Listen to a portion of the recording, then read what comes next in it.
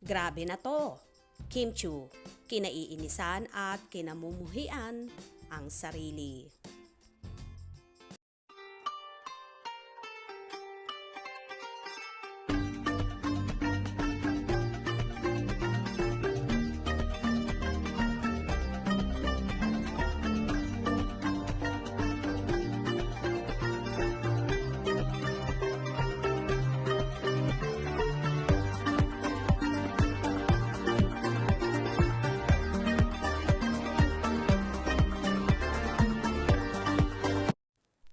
Kung ang iba'y nagagalit, ini-enjoy o ikinatutuwa naman ni Kim Chu na kamuhian o isumpa-sumpa siya ng netizens.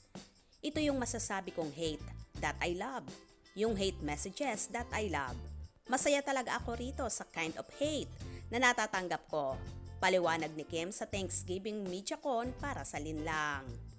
Nagpapasalamat ako sa mga director ko dahil pinauulit nila sa akin kapag Kim Chu levels yung acting o si Kim Chu yan, ulitin natin. So, ang tiyaga-tiyaga nila sa akin para maging si Juliana, karakter na ginagampanan ni Kim Chu sa Linlang. Ako kaya, malaki rin ang pasasalamat ko sa writers, sa creatives, sa directors namin, sa lahat actually ng bumubuo ng Linlang. Kasi ito yung hate na nagustuhan ko. Keep them coming. I love it. Nakangiting sabi pa ng actress.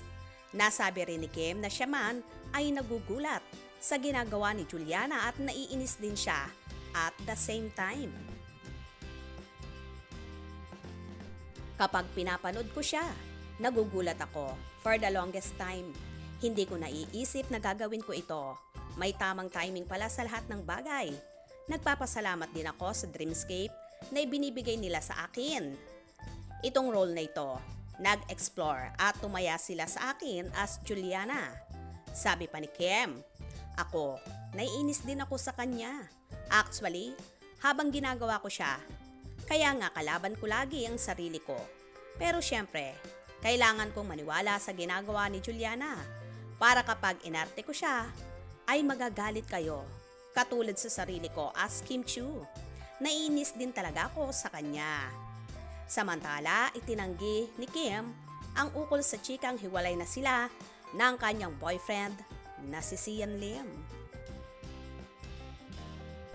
Kayo talaga, baka nalilinlang lang kayo, ang natatawang sabi ni Kim. Okay na okay naman kami ni Z. Giit niya. Kaya maliwanag na isang malaking fake news ang naglalabasang intriga na may problema sina Kim at Sian. Mapanlin lang ang showbiz, pero maayos naman. Masaya. Anang dalaga.